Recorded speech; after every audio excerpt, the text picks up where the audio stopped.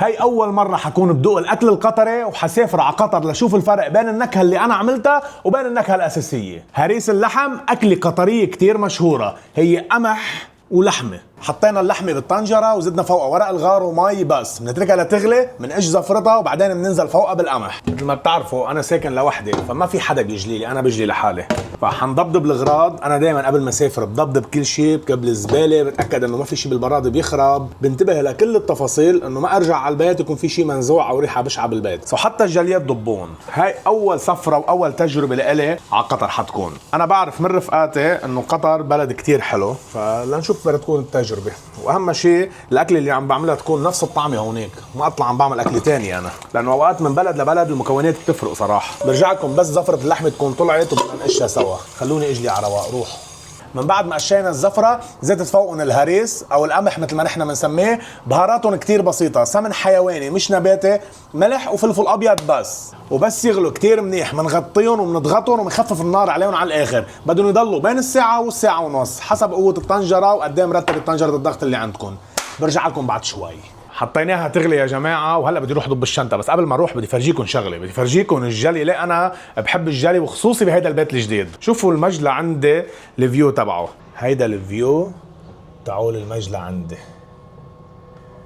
وهيدا التراس هون. كرمال هيك مستحيل تزهقوا من الجلي. وهيدا الفيو من الصالون، وهيدا علي قاعد هون عم يريح لتكون استوت اللحمه. طيارة بعد 3-4 ساعات بعد ما خلصت تصوير وبعد ما ضبيت ولا غراض من الشنطة. وانا بضبط الشنط بتعذب يعني، حتى لو مسافر وقت قصير باخد معي كتير غراض، لانه بحسب حساب انه بركي علقت هونيك، بركي صار شيء. ما نحن عايشين ببلد هيك ممكن يصير في حرب او اي شيء، فبصير بدي اعلق برا. فكرمال هيك بصير اضطر اخذ 3/4 ثيابي حتى لو مسافر كذا يوم. عذاب والله، والله عذاب. بنحبه لهذا البلد بس بنفس الوقت بنخاف منه. جهزت كل الاغراض هون، هلا بدي اجيب الشنطه وعبيهم فيها وبنكون جاهزين.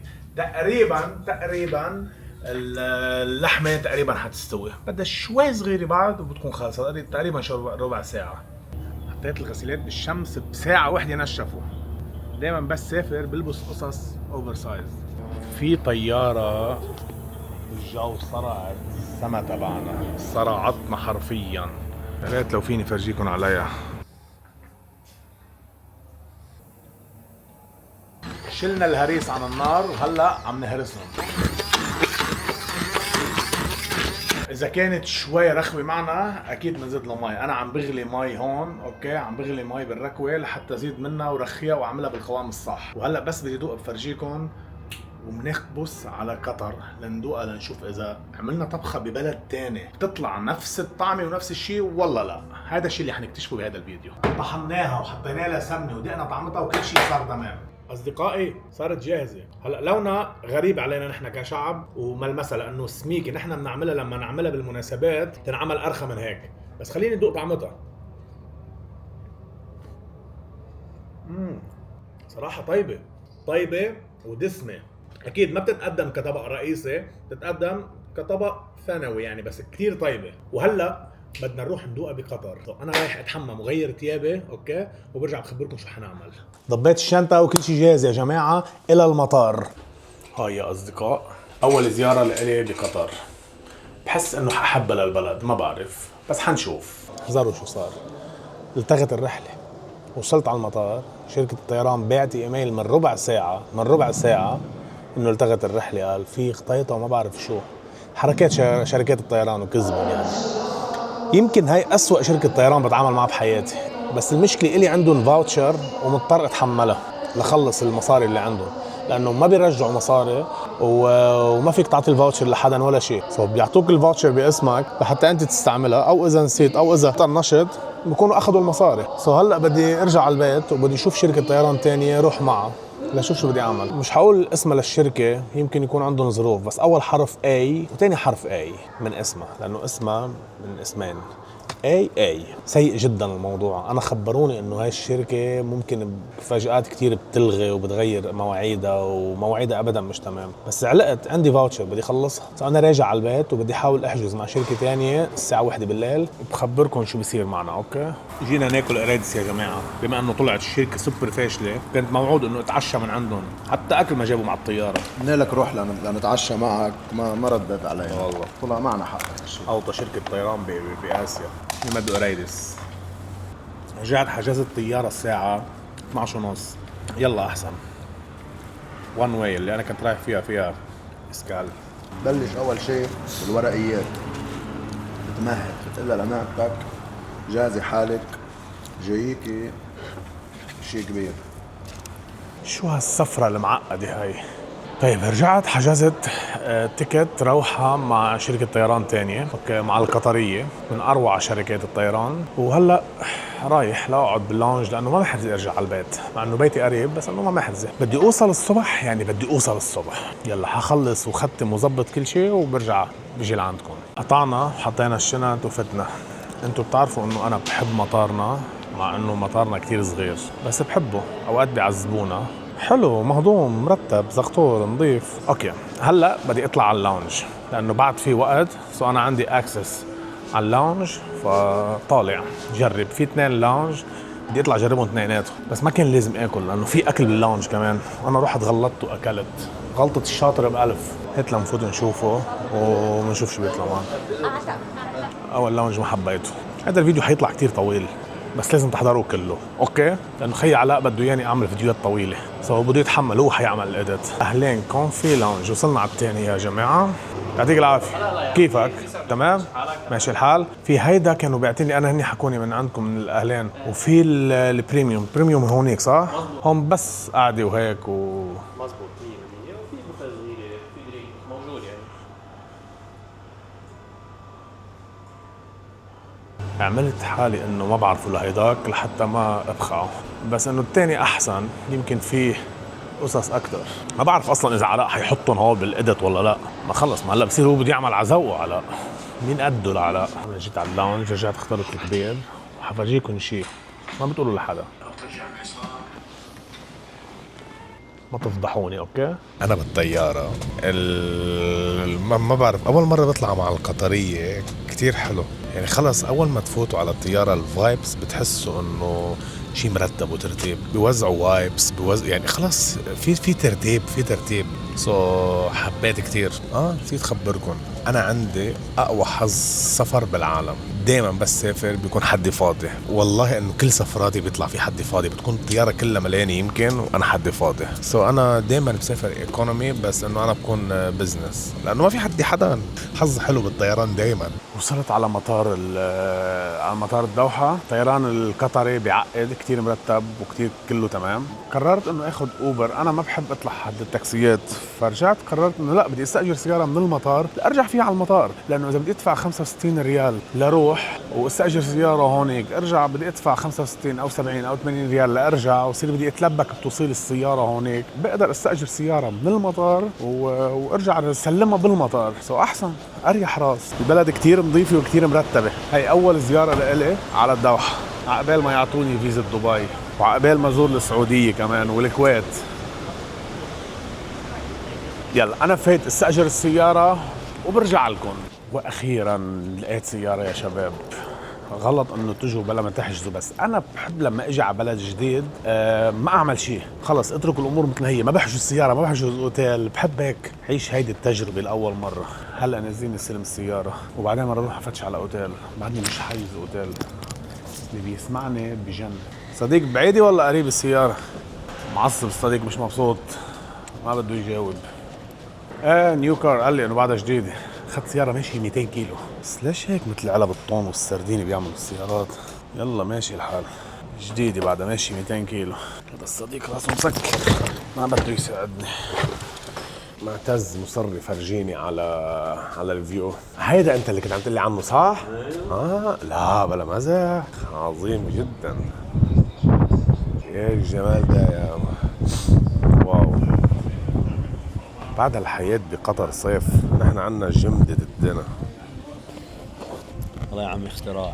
شو هاي الطقس الجميل هيدا؟ أكيد. هيدا اي بحر دخلك؟ هذا خليج. شو يعني مش بحر حقيقي، مش بحر طبيعي؟ يعني البحر طبيعي طبعا. لا بس اي بحر؟ آه، مش المتوسط هذا الأحمر. الاحمر، بس ليش لونه ازرق؟ نكتي بايخه. انا اخذت اوتيل، مش الاوتيل اللي بدي اياه لانه البلد فيه بقلبه كتير ايفنتس وقصص، سو الاوتيلات كلها مفوله، فلقيت حيلا اوتيل مع انه مش مرتاح ومش مبسوط فيه، بس انه اتس اوكي بقضي فيه ليله او ليلتين لكون لقيت شيء تاني. المهم تحممت لبست وبدي انزل روح اكل. هلا انا ما بعرف وين بدي اروح ولا بعرف حالي انا وين ولا بعرف شيء، انا بحب اول بلد روح عليها روح هيك على العمياني. طلبت من متابعيني، نزلت ستوري هلا انه يقترحوا علي مطاعم قطريه نوعا ما تكون شعبيه، ما بدي اروح اكل بشي 5 نجوم، بدي ادوق الاكل الشعبي نوعا ما، فناطر يخبروني. هنقي مطعم من اللي بيقولوا لي اياه وحروح عليه وحصور لكم هونيك، ولازم ان يكون موجود عنده الهريس لحتى نشوف اللي عملته انا اطيب والله اللي هني بيعملوها اطيب. المتابعين كلهم اغلبيتهم نصحوني روح على سوق اسمه سوق واقف، سوق واقف، فجيت صفيت بالباركينج وطالع لشوف شو بيطلع. هذا شكله سوق شعبي بس انه اكيد حيكون مرتب، لانه لحد هلا ما شفت شيء مش مرتب بقطر. يعني اذا في دولة لحد هلا بالنسبة لإلي هي عنوان الترتيب هي قطر، رائعة. جماعة وصلت، عم شوف على التليفون بس اتأكد من الاسم، ذا فيلج، هيدا اختيار رفيقي. السوق بس كتير حلو، خليني ارجيكم.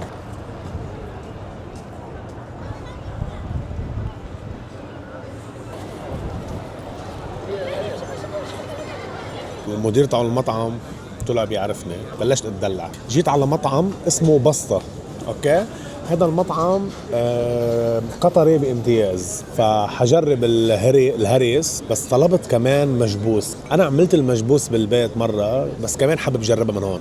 مجبوس لحم وهريس قطري وفتوش لبناني. وصل الاكل. هيدا الهريس؟ ايوه حريق. هيدا شو؟ هذا شيق الفريس. هيدا شيق الفريس مزبوط. مجبوس. زال يا صديق، هاد حبيت فكرة الطناجر. يا عين يا عين يا صديق، شو بعد فيه؟ فتوش لبناني. هيدا لازم ندخل التاتش اللبنانية وين ما كان. هذا دقوس معفوس. دقوس وحر وكبيس. هيدا الهريس صراحة ريحته أحلى من اللي أنا عملتها صراحة، مش حنكذب عليكم. خلونا نجربها أول شيء بعدين بنخبركم شو الأوضاع. أوكي، القوام تبعها رخو أكتر من اللي أنا عملتها ولونها أفتح من اللي أنا عملتها. هلا أكيد هاي على الخبرة يعني. واو واو واو واو واو، كتير طيبة. واو.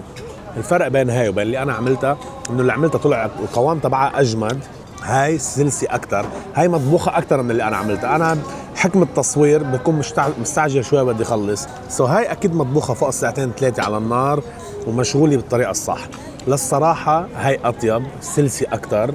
اللي أنا عملتها كانت كتير طيبة بس هاي سلسي أكتر، بتنبسط بأكلها أكتر من اللي أنا عملتها. لتاني مرة عرفت شو لازم أعدل وعرفت شو لازم أعمل، فكانت اختيار موفق. الآن يا أصدقاء بدنا نجرب مجبوس الدجاج. هذا بيجي رز أحمر هيك ومعه دجاج وبصل مكرمل وهيك قصص. يا برني الله، يا برني الله، الريحة شو حلوة.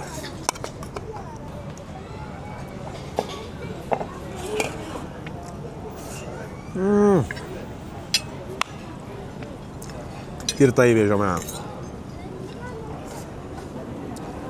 البهارات اللي بيستعملوها طعمتهم رائعة، الأكل رائع. يلا روحوا خلوني خلص أكل لحالي. الفيديو بعد ما خلص لأنه في شيء لازم فرجيكم إياه. قطر كتير حلوة، كتير يعني شيء رائع. بدي فرجيكم على قصص. جيت على مطرح ما بعرفه مثل مرفأ مثل كورنيش. شوفوا مثلا، شوف كتير حلوة. هون ليك شو في احتفالات، ما بعرف شو في بس في أجواء هون. أنا كنت بعرف إنه قطر منظمة مرتبة وقالوا لي فاتوا إنها حلوة، بس ما كنت بعرف إنه هالقد حتعجبني. حلوة يعني بلد بينزار كل يوم، كل أسبوع، كل شهر، كل ما تكون قادر تيجي على قطر تعال، لأنه بلد كتير حلو. أوكي، رجعنا هلا نحن بتاني يوم، واحذروا من لقيت هون صديقتنا الصغيرة جنجون. هلو، نورت حمود. شفتوا كيف؟ كثير كانت تقول لي انه لازم تجي على قطر، لازم نلتقى شي مره بقطر، جينا. جنى كانت رفيقتنا من بيروت، سافرت هاجرت تركتنا وهربت على قطر. هاي الزغطوره مهندسه بترول يا جماعه، مهندسه بترول هاي الزغطوره. ما مبين علي. لا مش مبين عليك، انت اصلا يعني انت يا جنجون لازم تكون عم تشتغلي عينات بترول، يعني هذا القنين النص لتر مش برميل بترول، هذا القنين النص لتر. جنجون اهضم واطيب بنوت بالكوكب كله. جابتني على المول، شو اسمه هذا المول؟ فاندو مول. اكبر من البيت الابيض، حرفيا اكبر من البيت الابيض. هلا بس اطلع لبرا بصور لكم اياه. حلو المول كتير. هذا مول ولا صالة اعراس؟ هاي جنجون، بس بقولوا جنجون مش عم تبين، هي بينت. اقول لك شيء، انا كنت فاكر انه سيتي سنتر عنا كبير، غيرت رايي صراحه. كنت فاكر انه سيتي سنتر اوه شو هالمول الكبير، فحاليا غيرت رايي. بعد في محلات كمان حلوة. زارا، تعال نفوت على زارا. يلا نعمل جولة. في شيء غريب، هاي أول مرة بشوف شركة سيارات بقلب مول. في شركة بتعرض سياراتها بقلب المول، أول مرة بشوف هيك شيء. جنجون امتى بده يصير عندك بير نفط وتجيبي لي هديه هاللي بالنص عيد ميلادي؟ مش انت مهندسه بترول يعني لازم تكوني بتعرفي وين ممكن يكون في بترول. بتشتري الارض، بيصير عندك بير نفط وبتحقق كل احلامك. بدنا نلعب بوكس يا جماعه، انت حتصوريني وانا حاضرب على شوف، بس ما بدنا نفضح حالنا قدام الناس. خليني اصور لكم بس لاتاكد انه ما في حدا مبين. 445. هلا بجرب انا، يلا. قد ايه بتقولي حجيب رقم؟ هيدا قد ايه جاب؟ 400 وشي. 447. انا قد ايه بتقولي حجيب؟ 800. حلو، عم علي الاكسبكتيشن، في ثقه بالموضوع. خليني اقبضها جد، حشيل الساعه وشو اسمه كمان، خليهم معك. هلا حمود ناطر دوره لكيف موتر. 1 2 3. ايوه السكور حلو. يلا ايوه راحت المكنه. ما شاء الله ما شاء الله. 700. جود جوب بيض. اذا كسروا الرقم حرجع عيد. في لعبه حنلعبها بس انت حتلعبيها بالاول، عرفتي كيف؟ كل وحده من هول بتضوي لازم تكبسي عليها دغري باسرع وقت لنشوف كم بوينت فيك تجمعي ب 30 ثانيه. اوكي يلا بس يخلص وحترجع تبلش، وبدك تكوني كثير سريع، يعني انت عم تطلع بالنص ودغري لحقي عليهم.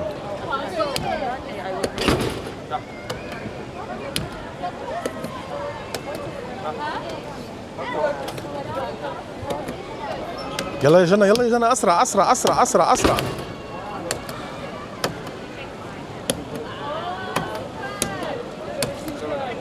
اسرع اسرع اسرع.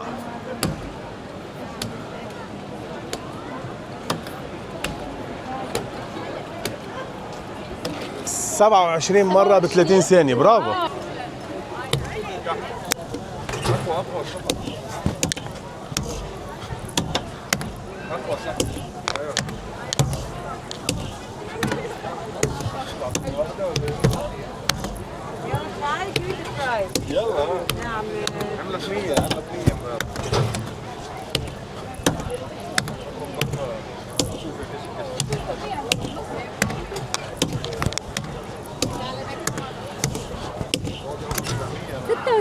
ستة 36. ربحت علي. عم بعمل تيست كنت انا.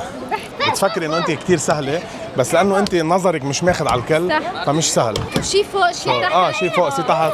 وانا كنت مفكر انه بنظري فيني اشوفهم كلهم، طلعت انا عم اطلع بالنص ما فيني اشوفهم كلهم. 36 كاول تجربه منيح. وانت لانه زغطوره مش تنمر، والله مش تنمر حقيقه، فاصعب عليك. انا ايدي اطول فبقدر غطي اكثر مساحه. شفتوا انه انا عم بدعمها، مش تنمر هذا. هو على طول انت معود علي. لا هي مش دائما يعني. انا اول مره 36. 12 زرميق امبارح. يس هلا كنا سوا كمان. يلا يلا جرب دورك لنشوف.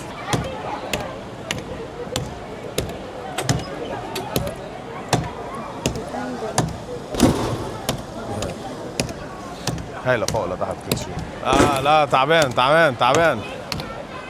يلا يلا يلا يلا يلا كويكلي كويكلي كويكلي كويكلي برافو. 40.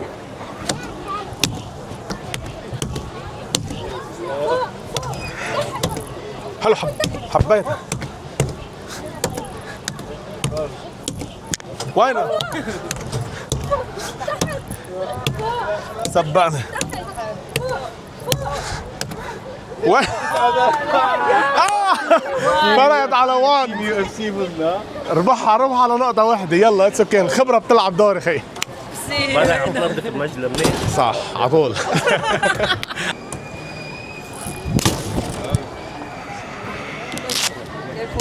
جرب انا واحد. اوبا جرب واحد. جبت 800 وشوي، 809. انا كنت عم بعمل عن بعيد، سو الباور عم يضيع، لازم اكون كتير قريب عليها، هيك علمني. حنجرب قديش بنجيب. جبت 809. هلا نشوف قد ايه حجيب بالتكنيك الجديد. اجت فوق ضربه بقى، بس اجت فوق، اجت فوق هون. انا حسيت فيها. خلص اخر مره.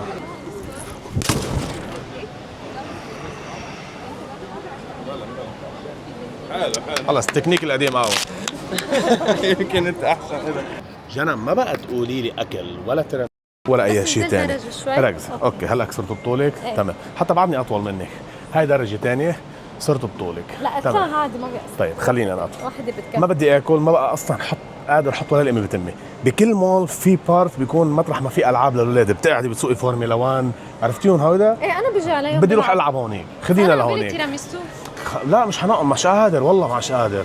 اوكي بس خلينا نطلع نلعب اول شيء، نحرق كالوريز، نرجع بنيجي مثل الاولاد الصغار. يلا روح لنلعب. عرفتوا اي العاب عم بسال عنه؟ جاي على بالي سوق فورمولا 1 هيك. والله نحن الشباب بسيطين، ليكوا حياتنا قد ايه سهله. شوفوا هيدا المول قد ايه حلو.